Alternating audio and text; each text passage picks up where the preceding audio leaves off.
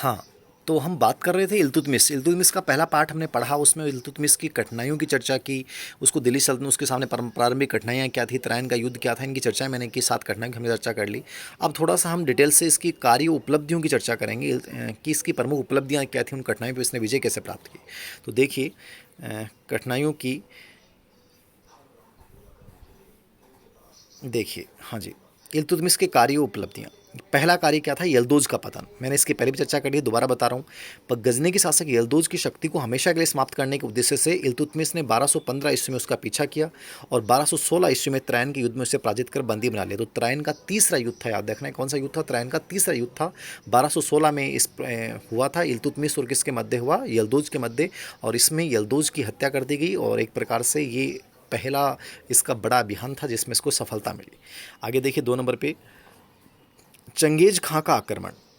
अब इस समय इसके सामने दूसरी बड़ी समस्या आ गई, चंगेज खां का आक्रमण। इल्तुतमिश के कार्यकाल में भारत पे मंगोलों के आक्रमण की संभावना बढ़ गई। चंगेज खान के नेतृत्व में मंगोलों ने चीन, मध्य एशिया, इराक व फारस को रोंद डाला। चंगेज खान जलालुद्दीन मंगबरनी का पीछा करते हुए भारत की सीमा पर, जलालुद्दीन मंगबरनी का पीछा कर रहा था और ये जलालुद्दीन मंगबरनी कहाँ आ रहा है, भारत में आ रहा है। इल्तुतमिश ने इसने सहायता की मांग की, लेकिन इल्तुतमिश ने बड़ा दिमाग लगाया कि उसने सहायता जरूर मांगी, लेकिन इल्तुतमिश ने क्या कर दिया, मना कर दिया। यदि इल्तुतमिश उस समय हाँ भर लेता तो उस समय तुर्क साम्राज्य वहीं समाप्त हो जाता, क्योंकि मंगोल जो है वो कुछ भी नहीं छोड़ते। लेकिन इल्तुतमिश ने दिमाग लगाया कि एक प्रकार से अपने पैर कटवाने हैं यदि हमने इसको सहायता की घोषणा कर दी। तो इल्तुतमिश की दूरदर्शिता के कारण चंगेज खान भारत पर आक्रमण किए बिना वापस लौट गया, क्योंकि जलालुद्दीन मंगबरनी को इल्तुतमिश ने शरण प्रदान नहीं की। इसकी दूरदर्शिता का परिचय माना जाता है। आपसे प्रश्न पूछ ले कि इल्तुतमिश एक दूरदर्शी शासक था कैसे, तो आप बताओगे कि इल्तुतमिश एक दूरदर्शी शासक इसलिए था क्योंकि उसने मंगोल आक्रमण से देश की रक्षा की और उसने उसकी जलालुद्दीन मंगबरनी की सहायता न करके एक प्रकार से बचा लिया। आगे देखिए अगली उपलब्धि उसकी, कुबाचा का अंत करना। तीसरा हम पढ़ रहे हैं, कुबाचा का अंत करना। कुबाचा इल्तुतमिश का प्रमुख प्रतिद्वंदी था, वह मुल्तान, कच्छ व सिंध का स्वामी था। जलालुद्दीन ने कुबाचा का शक्ति का बड़ी सीमा तक हानि पहुंचाई और अवसर का लाभ उठाकर इल्तुतमिश ने कुबाचा के राज्य पर कब्जा कर लिया। 1228 में कुबाचा निराश होकर आत्महत्या कर ली, यानी कुबाचा को इतना कमज़ोर बना दिया, हताश कर दिया कि कुबाचा को आत्महत्या करनी पड़ी। इस प्रकार कुबाचा जो है वो भी एक प्रकार से पराजित हो गया। अब देखिए चौथी उपलब्धि की अपन चर्चा कर रहे हैं। चौथी उपलब्धि में बंगाल पे अधिकार। इल्तुतमिश ने बंगाल, इल्तुतमिश देखिएगा इसमें, इल्तुतमिश ने बंगाल प्रांत पे कब्जा किया। 1211 में हिशामुद्दीन एवाज खिलजी बंगाल का शासक बना और उसने गयासुद्दीन की उपाधि धारण कर ली थी। किसने धारण की, हिशामुद्दीन एवाज खिलजी ने। उसने इल्तुतमिश के अधीनता स्वीकार करने से इनकार कर दिया। इल्तुतमिश के पुत्र नासरुद्दीन मोहम्मद ने 1226 में गयासुद्दीन को युद्ध में हराकर बंगाल पर अधिकार कर लिया। बाद में 1229 में बंगाल को पूर्ण दिल्ली राज्य का अधीन एक सूबा बना दिया गया। इस प्रकार बंगाल जो है वो भी इसके अधिकार में आ गया। पांचवी जो इसकी विजय थी वो थी राजपूत राजाओं से युद्ध। देखिए हिंदू राजाओं ने राजस्थान, मालवादी प्रांतों में विद्रोह करके तुर्की राज्य को समाप्त करने का प्रयास किया था, परंतु इल्तुतमिश ने राजाओं के प्रति कठोर व आक्रामक नीति अपनाकर रणथंबोर को जीता, बयाना पर अधिकार किया, अजमेर को जीता, ग्वालियर आदि स्थानों पर उसने वापस अधिकार कर लिया। तो राजपूत राज्यों में किन विजय प्राप्त की उसने, रणथंबोर, बयाना, अजमेर और ग्वालियर, इन पे इल्तुतमिश ने विजय प्राप्त की। अगली उसकी उपलब्धि देखिए, क्यों दिल्ली सल्तनत का उसको वास्तविक संस्थापक कहा जाता है। तो एक तो ये सभी कठिनाइयों को उसने दूर करना, चाहे वो राजपूत राज्यों पर अधिकार करना हो, चाहे बंगाल बिहार पर अधिकार करना हो, चाहे वो कुबाचा को के राज्य पर अधिकार करना हो, चाहे यल्दौज को समाप्त करना हो। और जो अगली महत्वपूर्ण उपलब्धि थी वो थी खलीफा द्वारा मान्यता। अब तक किसी भी राजा को खलीफा द्वारा मान्यता प्राप्त नहीं मिली थी, इसलिए वैधानिक शासक इस प्रकार से इसलिए माना जाता है इसको दिल्ली सल्तनत का, क्योंकि खलीफा ने मान्यता प्रदान की। इल्तुतमिश ने भारत में अपने सभी विरोधियों का दमन करने के बाद अपने आप को निर्विवादित रूप से दिल्ली का शासक सिद्ध कर दिया और फरवरी 1229 में बगदाद के खलीफा ने इल्तुतमिश को सुल्तान के रूप में मान्यता दी। कई बार ऑब्जेक्टिव एग्जाम में प्रश्न आ जाता है कि इल्तुतमिश को कहाँ के खलीफा ने मान्यता प्रदान की, बगदाद के खलीफा ने। कब की, 1229 में, फरवरी 1229 में। और दिल्ली सल्तनत एक प्रकार से स्वतंत्र राज्य बन गया, इसलिए दिल्ली सल्तनत का इसको वास्तविक संस्थापक माना जाता है, याद रखना। तो खलीफा द्वारा इसको मान्यता प्रदान की गई थी, ये आपको बहुत अच्छे से याद रखना है। आगे देखिए, सुल्तान का पद कानूनी और वंशानुगत बन गया। सुल्तान का पद क्या बन गया, कानूनी बन गया, क्योंकि खलीफा से स्वीकृति मिल गई। खलीफा की स्वीकृति मिलना मतलब कानूनी, और वंशानुगत बन गया मतलब वो अपने संतान को, जैसे उसने रजिया को अपना उत्तराधिकारी बनाया। दिल्ली को राजधानी बनाना अगली उपलब्धि क्या थी। अब तक लाहौर राजधानी थी, उसने किसको राजधानी बनाया, दिल्ली को। इल्तुतमिश से पहले मुस्लिम बादशाहों ने लाहौर को अपना राजनीतिक गतिविधियों का केंद्र बनाया था, परंतु इल्तुतमिश पहला शासक था जिसने दिल्ली को अपनी राजधानी बनाया, अतः दिल्ली का वह पहला सुल्तान कहलाया। क्या कहलाया, दिल्ली का पहला सुल्तान किसे कहा जाता है, इल्तुतमिश को, ये आपको याद रखना। और 8वीं उपलब्धि देख लीजिए आप, 40 तुर्क गुलाम दलों की स्थापना।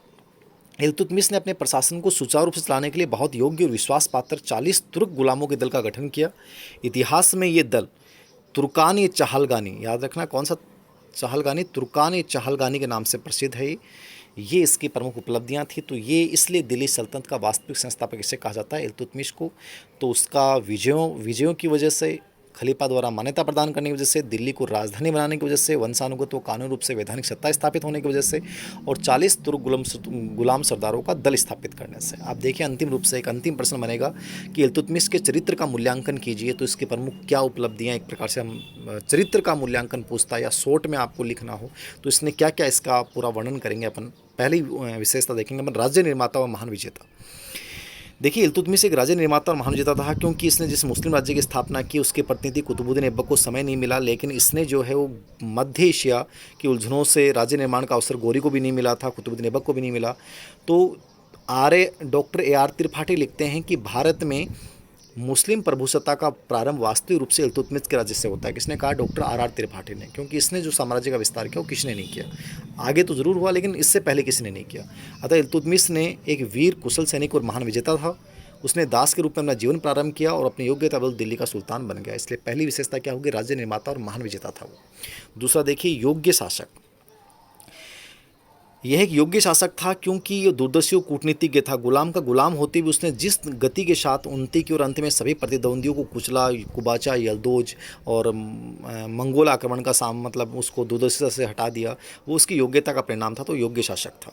साहित्य व कला प्रेमी कैसे था? इल्तुतमिश सुसभ्य था। उसने दरबार में ईरानी राज दरबार के रीति रिवाजों व्यवहार का प्रारंभ किया। वह विद्वानों योग्य व्यक्तियों का सम्मान करता था। उसके समकालीन विद्वान मिनहाजुल सिराज, मलिक ताजुद्दीन, निजामुद्दीन मुल्क, मोहम्मद जुनूदी, मलिक कुतुबुद्दीन हसन गोरी, फ़खरुल इस्लामी, मतलब ये इसके दरबार के प्रमुख विद्वान थे।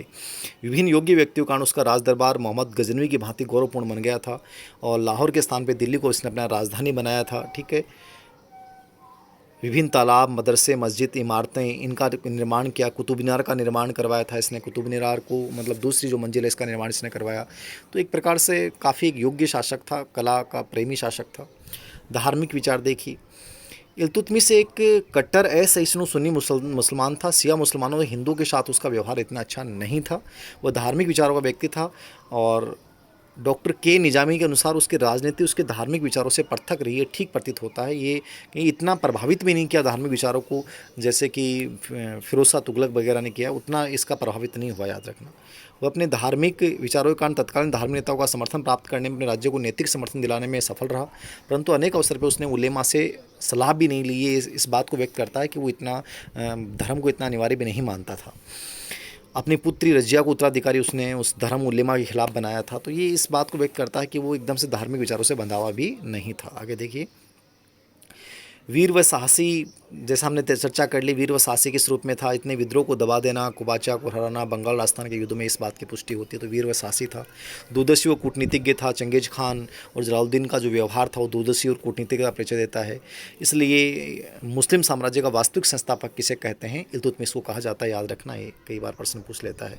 डॉक्टर के निजामी ने लिखा कि दिल्ली सल्तनत की रूपरेखा के बारे में सिर्फ दिमागी आकृति बनाई थी ऐबक ने। तो निजामी ने क्या कहा कि ऐबक ने दिल्ली सल्तनत की रूपरेखा के बारे में केवल दिमागी आकृति बनाई, लेकिन इल्तुतमिश ने उसे एक प्रेरणा, एक शक्ति, एक दिशा और एक शासन और वर्ग प्रदान किए। बहुत इंपॉर्टेंट डेफिनेशन मानी जाती है के निजामी की कि ऐबक ने केवल दिमागी रूपरेखा बनाई, लेकिन उसको वास्तविक स्वरूप जो प्रदान किया, प्रेरणा शक्ति जो प्रदान की, वो किसने की? कुतुबुद्दीन ऐबक, इल्तुतमिश ने।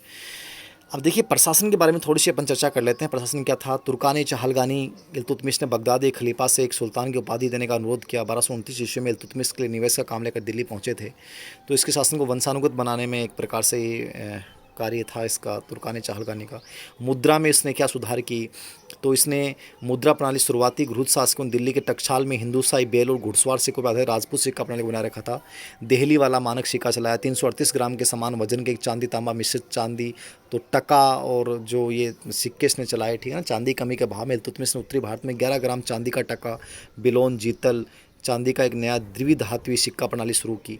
तो ये चांदी का टका, जीतल, ये जो शुरू किया इसने, ये इसकी मुद्रा प्रणाली में पहली बार शुद्ध अरबी सिक्के चलाने वाला ये पहला शासक था। शुद्ध अरबी सिक्के किसने चलाए, तो भी आपको इल्तुतमिश को बताना है। शुद्ध अरबी सिक्के भी इसने चलाए थे, याद रखना, ठीक है ना।